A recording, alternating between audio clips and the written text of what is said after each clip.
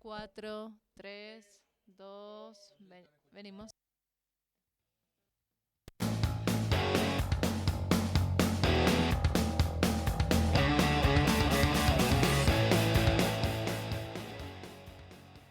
Nuevo bloque de Like a las 10, como te habíamos prometido en el arranque. Vamos a dedicar algunos minutos completos para hablar con una psicóloga, educadora y sexóloga clínica. Es Sofía Cárdenas, que ya está aquí con nosotros. Sofi, bienvenida a Like a las 10, gracias por sumarte. Bueno, muchas gracias también por invitarme, hermoso espacio. Bueno, hay un montón de temas sobre los cuales podríamos hablar, ¿no?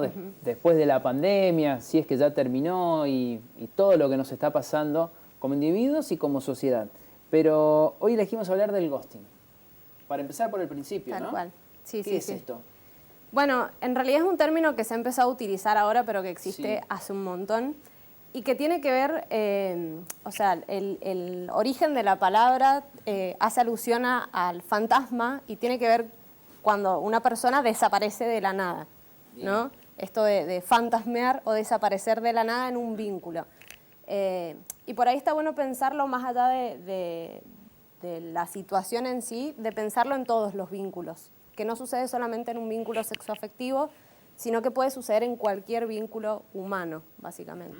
Un papá que se fue, Tal cual. una mamá, un hermano. Tal cual, sí, grupos de amigues, el vínculo con mi terapeuta también. Claro, bien, no me llamó nunca más, no vino nunca más. Estamos exentos de ser gosteados también, sí. ¿Qué es lo que causa este tipo de desaparición misteriosa?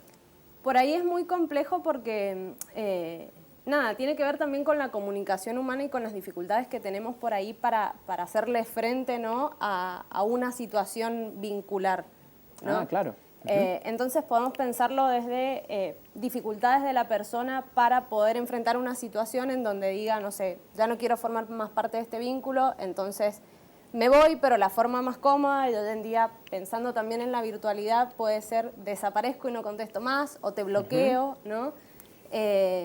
Pero tiene que ver justamente con una dificultad quizás en la comunicación en lo vincular específicamente, ¿no? Esto de desaparecer sin dar explicaciones, como si se lo hubiera tragado la tierra a esa persona, ¿no? Literalmente, ajá. ¿Y qué consecuencias nos puede llegar a traer esto, ¿no? ¿Para el que lo hace o para el que lo sufre? Un montón. Desde la persona que lo hace, como te decía recién, creo que la consecuencia por ahí puede estar en las dificultades para comunicar, ¿no? Esto que me está pasando, para comunicar que no quiero formar más parte de ese vínculo, que no quiero formar más parte de un espacio, pensándolo específicamente en un espacio terapéutico, por ejemplo. Y para la persona que lo recibe también hay un montón de consecuencias, porque también es un poco el no saber qué pasó con esa persona, claro, ¿no? Y trae aparejado también un montón de emociones de inseguridad, de incertidumbre, de sentirse hasta culpable también por esa situación, ¿no? Como, bueno, ¿qué hice? ¿Qué hice mal? ¿Por qué de la nada no está más esta persona acá? ¿O no me respondió más los mensajes? ¿No apareció más? ¿Me bloqueó? Etcétera, etcétera. Entonces, creo que son un montón de consecuencias, si lo pensamos desde la salud mental, pueden ser varias. La persona que se va o que desaparece, ¿tiene realmente una obligación de dar explicaciones, de decir por qué, de comunicarlo, o es una decisión propia y listo? En realidad es una decisión propia, ¿no? Bien. Pero si pensamos los vínculos, y ahí entramos como en otro término que tiene que ver con la responsabilidad por ahí que podemos llegar a tener en los vínculos, responsabilidad emocional, y entramos en una cuestión de lo importante que es la comunicación en los vínculos también, ¿no?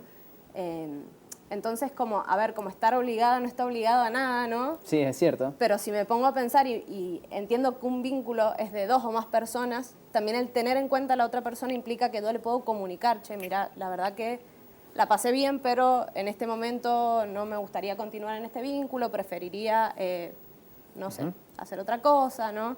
Como desde ese lugar, desde la responsabilidad y un poco también desde la empatía o sea, me estoy relacionando con otra persona que también siente, también piensa, también es persona, ¿no? ¿Y qué deberíamos hacer los que seguimos preguntándonos, che, ¿qué pasó? ¿A dónde se fue? ¿Tenemos que insistir? ¿Tenemos que buscar? En realidad no, o sea, no hay por ahí recetas o paso a paso, pero sí está bueno por ahí pensar que esta forma de manejarse tiene que ver más con la persona que desapareció que con la claro. persona que es ghosteada, ¿no? Digo, el intentar alejarnos de sentirnos culpables por esa situación o que hice algo mal y que por eso esa persona se borró del mapa, ¿no? Creo que un poco va por ahí el hecho de no sentir culpa porque una persona me bloqueó, me dejó de contestar de la nada sin dar explicaciones, ¿no? El hecho de no atribuírmelo a algo que tiene que ver conmigo, si no recibí comunicación ni nada. Sofi, que tal vez los has visto, hay muchos programas de televisión, la televisión internacional, principalmente en los Estados Unidos, incluso hay uno que se trata específicamente de esto, de las personas que se van, entonces hay como una suerte de cacería para intentar encontrarla y ver qué fue lo que pasó. Y en la mayoría de los casos que salen en este programa, que es un programa de televisión, está hecho para el entretenimiento, no para otra cosa, siempre hay mentiras. ¿El ghosting tiene que ver siempre con las mentiras o no necesariamente? ¿Hay diferentes tipos de desapariciones así? Sí, en realidad lo pensamos como término general. Pueden haber o no mentiras. Creo que por ahí pensar la comunicación humana y los vínculos humanos en sí es muy complejo, no hay una sola forma, ¿no?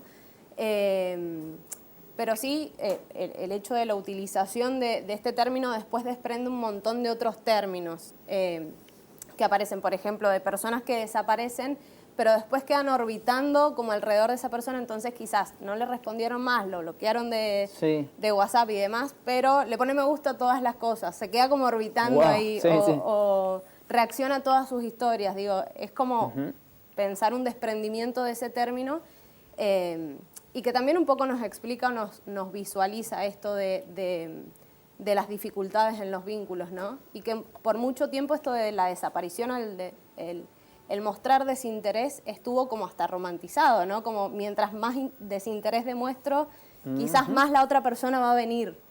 Sí. Y en realidad hoy en día intentamos un poco desarmar eso, ¿no? ¿Has visto alguna vez algunos de estos programas? No. ¿Te suenan? Bueno, no los he visto. En la mayoría de los programas, creo que están armados, algunos serán actores y actrices, la persona que se va por lo general ha generado un nuevo vínculo con otra persona, ha formado hasta una familia, tiene hijos, todo, pero no se lo podía comunicar a la otra. Porque no sé si, creía que no lo iba a comprender o no iba a aceptar a su nueva pareja. ¿Hay de esto también en el ghosting de decir, no voy a compartir las decisiones que has tomado y por eso creo que no te voy a comunicar nada, o sea, me lo guardo? O sea, miedo a contarlo. Sí, tal cual. Y que es un poco lo que sucede y por eso está la dificultad, ¿no? Como la dificultad de expresar lo que sentimos, lo que pensamos o lo que queremos hacer con nuestros vínculos, ¿no? Creo que siempre o sea, lo transversal de todo vínculo es la comunicación. Si no comunicamos o si no podemos ser como claros con lo que queremos, obviamente que hay otras personas alrededor y eso puede después traer dificultades. ¿Y en tus consultas aparece esto? Un montón. ¿Sí? Sí, un montón. Sobre todo de esto, bueno, de hecho hasta recién te comentaba, aparece mucho en el vínculo terapéutico, ¿no? De pacientes que de repente, de un día para el otro, no responden más o no vienen más a las consultas de la nada sin previo aviso. Y yo creo que también está bueno como revisar nuestras formas de vincularnos, porque, o sea, detrás de los psicólogos hay una persona también, ¿no? Que siente, que piensa, que está ahí y que obviamente está disponible y tiene ese espacio, por más de que sea su espacio de trabajo, para acompañar a otra persona, ¿no? Entonces, por ahí también está bueno como desarmar esa idea de poder desarmar las formas de comunicarnos y poder revisarlas, ¿no?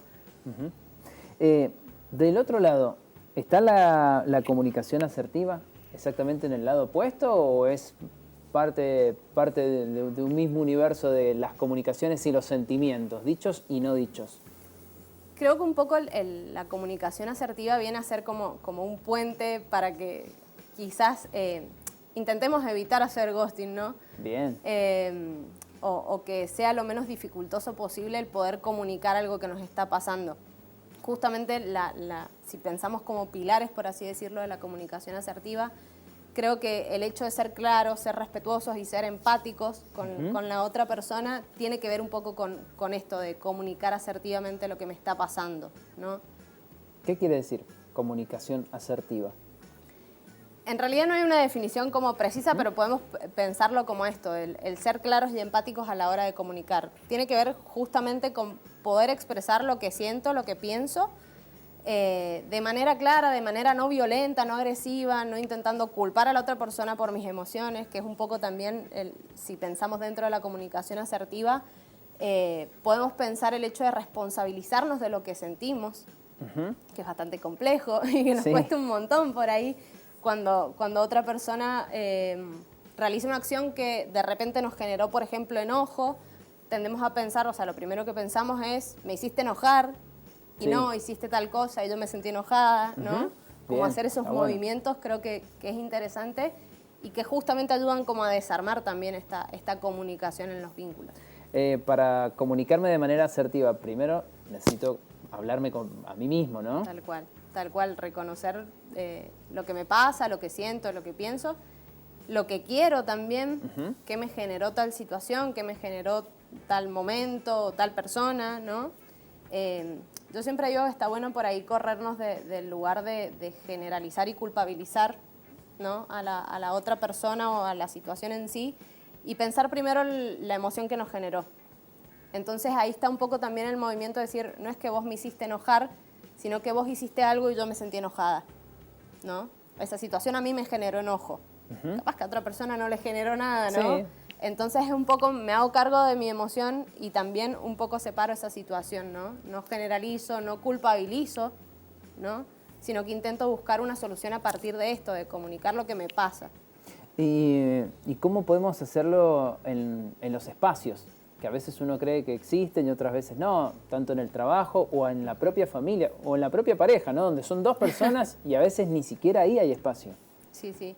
Primero y principal creo que es darle espacio a poder dialogar, a poder comunicarse, ¿no? Como darle espacio a la comunicación desde este lugar, desde, bueno, tenemos un tiempo para hablar y para poder comunicar lo que nos pasa, lo que sentimos, lo que pensamos, siempre intentando también no juzgar a la otra persona por lo que está sintiendo, ¿no? O sea, intentando también validar que cada uno puede tener una emoción distinta y es válido dentro de lo que también está atravesando, porque somos todos distintos, entonces digo, también desde ese lugar.